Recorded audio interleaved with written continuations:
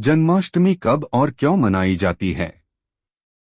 भाद्रपद कृष्ण अष्टमी को श्री कृष्ण जन्माष्टमी कहते हैं क्योंकि यह दिन भगवान श्री कृष्ण का जन्मदिवस माना जाता है। भाद्रपद कृष्ण अष्टमी तिथि की घनघोर अंधेरी आधी रात को रोहिणी नक्षत्र में मथुरा के कारागार में वसुदेव की पत्नी देवकी के गर्भ से भगवान श्री कृष्ण ने जन्म लिया था। यह तिथि उसी शुभ घड़ी की याद दिलाती है और सारे देश में बड़ी धूमधाम से मनाई जाती है। द्वापर युग में भोजवंशी राजा उग्रसेन मथुरा में राज्य करता था। उसके आत्ताई पुत्र कंस ने उसे गद्दी से उतार दिया और स्वयं मथुरा का राजा बन बैठा। कंस की एक बहन देवकी थी, जिसका विवाह वसुदेव नामक यदुवंशी सरदार से हुआ था। एक समय कंस अपनी बहन देवकी को उसकी ससुराल पहुंचाने जा रहा था। रास्ते में आकाशवाणी हुई, हे कंस, जिस देवकी को तू बड़े प्रेम से ले जा रहा है उसी में तेरा काल बसता है। इसी के गर्भ से उत्पन्न 8वां बालक तेरा वध करेगा। यह सुनकर कंस वसुदेव को मारने के लिए उद्यत हुआ। तब देवकी ने उससे विनयपूर्वक कहा, मेरे गर्भ से जो संतान होगी उसे मैं तुम्हारे सामने ला दूंगी। बहनोई को मारने से क्या लाभ है?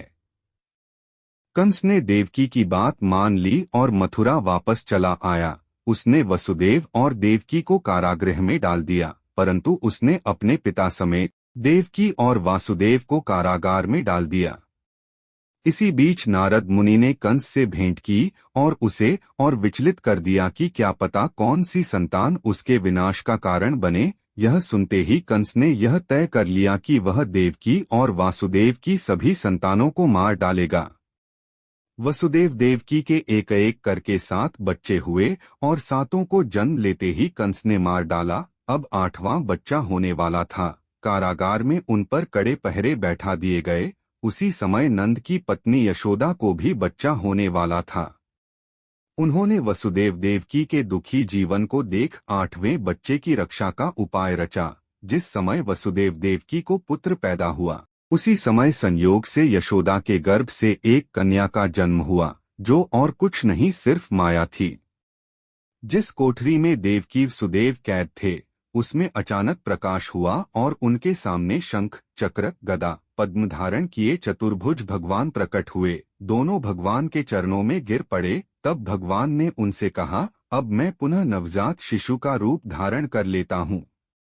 गोकुल मंडल के मुखिया नंद और उनकी पत्नी यशोदा भी उनके कष्ट से बहुत दुखी थे। देवकी और वासुदेव के 7वें पुत्र को वासुदेव की दूसरी पत्नी रोहिणी के गर्भ में स्थानांतरित किया गया।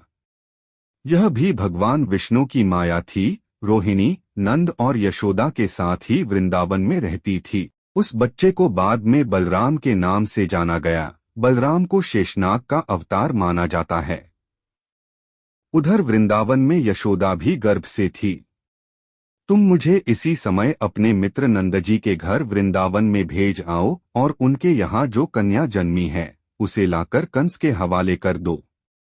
इस समय वातावरण अनुकूल नहीं है, फिर भी तुम चिंता न करो। जागते हुए पहरेदार सो जाएंगे। कारागृह के फाटक अपने आप खुल जाएंगे और उफनती अथाह यमुना तुमको पार जाने का मार्ग दे देगी। उसी समय वसुदेव नवजात शिशुरूप श्री कृष्ण को सूप में रखकर कारागृह से निकल पड़े और अथाह यमुना को पार कर नंदजी के घर पहुँचे। वासुदेव ने वैसा ही किया जैसा उन्हें भगवान विष्णु ने करने को कहा था। जैसे ही देवकी ने नन्हे कृष्ण को जन्म दिया, वासुदेव उन्हें एक टोकरी में रख वृंदावन के लिए निकल पड़े। वह दिन अलौकिक था। सारे कारागार के पहरेदार सो रहे थे। यमुना नदी में भयंकर तूफान था। जो ही वासुदेव यमुना को पार करने लगे, नदी ने उन्हें रास्ता दे दिया। उस तूफान और बारिश के बीच नन्हे कृष्ण की रक्षा के लिए शेषनाग भी पहुंच गए। वह दृश्य अत्यंत अद्भुत था। भगवान स्वयं पृथ्वी पर आए थे दुष्टों के दमन के लिए। वहां उन्होंने नवजात शिशु को यशोदा के साथ सुला दिया और कन्या को लेकर मथुरा आ गए। कारागृह के फाटक पूर्ववत बंद हो गए।